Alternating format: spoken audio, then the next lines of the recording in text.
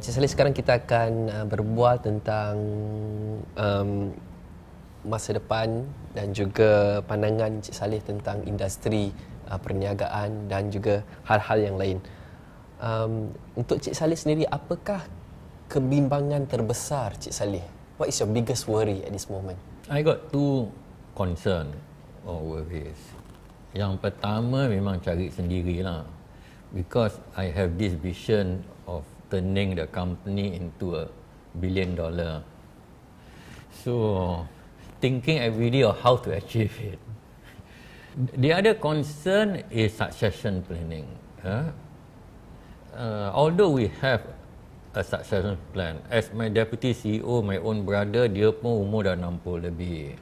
So if anything happen to us, who is going to run the business? My son is very young, baru 27 aja.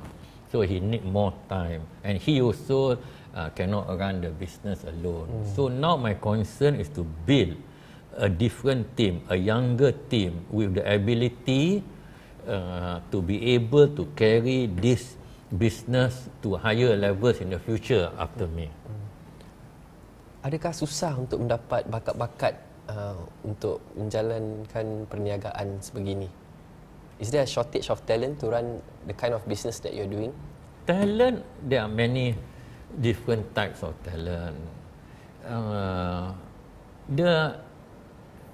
When you have somebody who is not good, he don't leave you. Especially he realize you are paying quite well.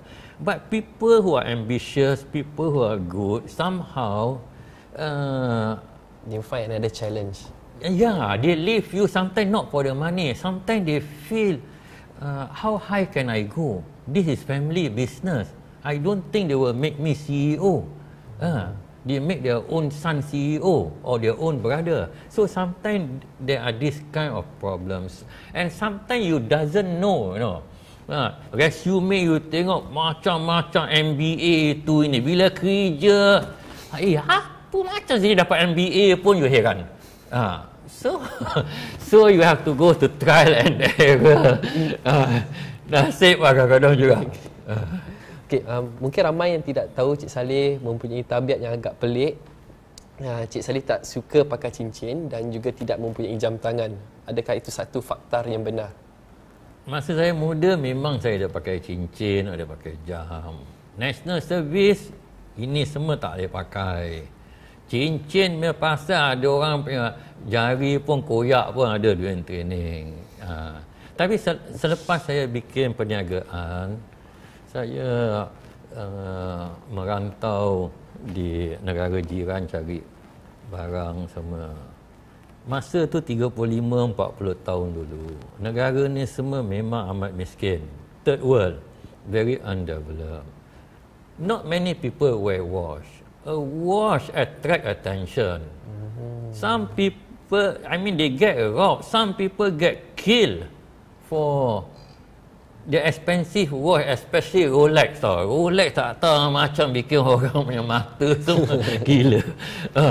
So what I did when I travel, I put my watch inside my pocket. Tak pakai jam lah. Tak nak attract attention pasal saya bawa cash. Lagi satu immigration pun. Immigration, customer semua dia tengok you punya pakaian. Wah, dia ni ada duit lah. Dia cari pasal. Buka bag itu, ini nak bribe lah. So to avoid all this, I don't wear a watch. And then after some time I get used to it. One day I lost my watch, I did not buy until today. Cincin pula bagaimana? Isteri Cik Saleh tak marah ke Cik Saleh tak pakai cincin? What's so important about a cincin? Perempuan lain lah. Dia nak diamond kan? Itu kita terpaksa beli untuk dia orang. Tapi what's so important? Okay, Cik Saleh, apakah makna definisi kebahagiaan buat Cik Saleh? What's your definition of happiness? Terima kasih Cik Saleh. Sekarang kita boleh beli pakaian muslimah dengan harga yang amat berpatutan. Kata sesuatu pelanggan saya. That is happiness to me. From time to time, my shareholders, some of them thank me for the fat dividends that they receive. Whenever I bring my family for outing or for holiday and see they enjoy it, that is happiness to me. Many things make me happy. But true happiness to me is knowing that what I did make other people happy. Satu kata-kata yang saya rasa cukup merangsangkan ya. Boleh dikatakan Cik Saleh adalah seorang pelopor peniaga Melayu yang telah mencetus fenomena, dan boleh saya katakan secara peribadi tidak ada peniaga Melayu yang lain boleh menjangkau ataupun berada standing dengan apa yang Cik Saleh lakukan buat perniagaan Cik Saleh. Apa agaknya yang Cik Saleh rasa masalah peniaga-peniaga Melayu di Singapura ini? Masalah mereka banyak. Tapi yang terutama, dia punya fikiran. Sebelum saya membuka Golden Chance, ini berita harian punya reporter yang interview saya, dia cakap, "Leh, orang kita, you buka kedai emas pun dia orang tak beli sama you tau. Nanti dia orang nak beli sama kedai Cina." You see, before they start, they lost the game already with their negative thinking. And I remember during my young days, I dengar orang Melayu tak ada modal, Cina ada modal, so they blame capital. But kalau you fikirkan betul-betul, yang orang Cina yang datang ke Singapura, yang naik tongkang tu semua 100-200 tahun dulu, apa yang diorang bawa modal? Diorang tak ada modal ni pasal tak ada kerja, tak ada makanan, diorang datang to seek a better life. So how did the modal diorang dapat? Diorang kerja. If you save money, that money becomes capital. Macam budak Melayu, dia kerja misalnya gaji 120 masa tu jadi office boy. Dia dapat gaji terus overman. Lepas 2-3 bulan mesti nak beli motor baik. Bayar bulanan. Tapi budak Cina yang kerja kat kedai kopi tu coffee shop assistant, gaji dia pun 120. Tapi apa dia bikin? Dia pakai singlet, pakai slipper, tidur kat sana, duit tu dia save. Mungkin dia save 100. 1 year, 1,200. 10 years, 12,000. Plus the interest itu ni, lepas 10 tahun dia buka dia punya kedai kopi sendiri. So you fikirkan, so dia orang salahkan a lot of things. That means you lose the game already before you start. Tapi kalau nak katakan pun, dia orang punya disadvantage, they are not in the business environment. Macam Melayu, dulu-dulu semua kerja. Jadi anak dia orang is not exposed to business. Whereas the Chinese semua macam tinggal di shop house, atas rumah, bawah kedai. Balik sekolah, tolong mak bapak punya peniaga. So it build the confidence. So there are many factors. Jadi Cik Saleh, perniagaan anda boleh dikatakan very very successful Cik Saleh. Adakah Cik Saleh mempunyai mentor-mentor dalam bidang perniagaan, ataupun adakah Cik Saleh mempunyai business coach dalam perniagaan Cik Saleh? Selama ni saya berniaga, saya tak ada mentor. Tapi saya minat membaca buku-buku, cerita-cerita peniaga yang berjaya, yang handal. Dan nak katakan kalau hero lah, saya ada satu hero, iaitu George Soros. Mengapa George Soros? Saya baca dia punya cerita And apa yang dia buat lah. He's the man who broke the Bank of England. And dia punya cerita lah, walaupun dia Yahudi, tapi dia dah jadi lebih pada billionaire lah, one of the top richest people in the world. They spend a lot of money in charity tu ni semua. So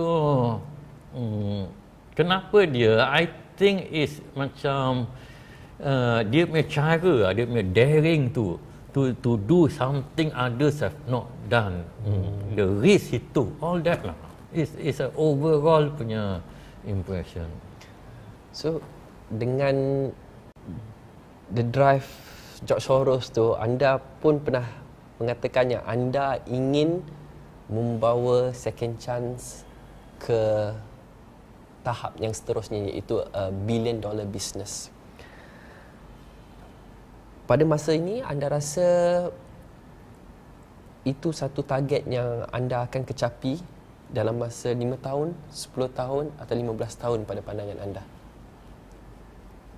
4 years ago, we announced our intention to be a billion dollar company, and we gave ourselves up to 2022. Jadi lagi 8 tahun lah. Pada masa yang 4 tahun dahulu yang kita umumkan wawasan ini, modal pasaran Second Chance 140 juta. Pada hari ini lebih kurang 320 juta. Jadi wawasan tu ialah untuk Second Chance menjadi syarikat dengan modal pasaran $1 billion.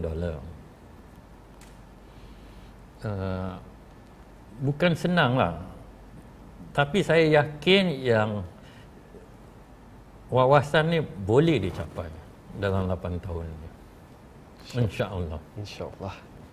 Amin. Antara soalan-soalan terakhir saya, yang pertama, bagaimana Encik Saleh inginkan masyarakat kenangkan Encik Saleh sendiri? I don't plan or worry what I will be remembered by. I am what I am. I want to do to my utmost ability. So what I believe that one day people like your good sir will decide to put the label on me. Same goes for all your awards, yeah. So you don't do it for the awards, it's people who judge your work. It comes with your success. It's a different kind of reward lah. Ya, fair, adil. You are in the Malay business circle also. Siapakah anda rasa, ada tak peniaga-peniaga Melayu yang berpotensi untuk mencapai apa yang anda capai pada ketika ini? Do you have any names? Ya, saya percaya ada. Baru-baru ni, there's two cousin, this Khalid Abdad and Faisal Abdad.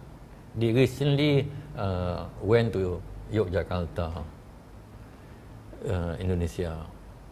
They don't have any hotel experience or background, but they from scratch they build a 5-star hotel and make it a success. And from what I understand, they are planning to open many more hotels in Indonesia. So I believe that these two guys has the potential to be big.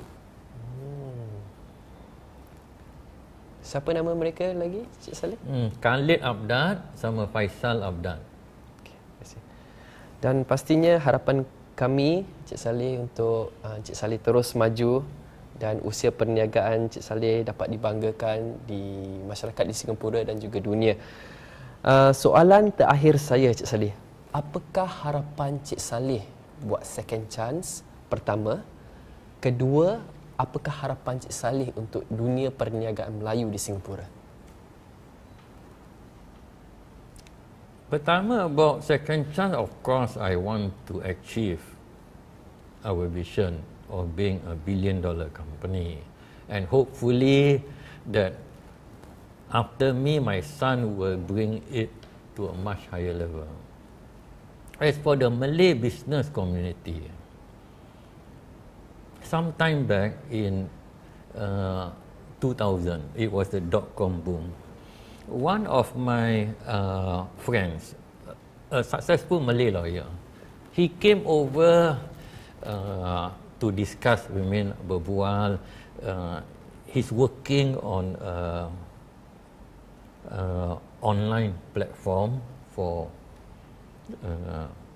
lawyers. So before he left, his parting remarks to me was very challenging. He said, satu hari I akan jadi lebih kaya pada you. That is what this kind of spirit, this challenging spirit, I would like to see in our Malay entrepreneurs. This can-do spirit, this daring do. I will be the next champion. You must have this kind of semangat, baru you boleh jadi besar. Walau you berjaya ke tak, I think that is the first step.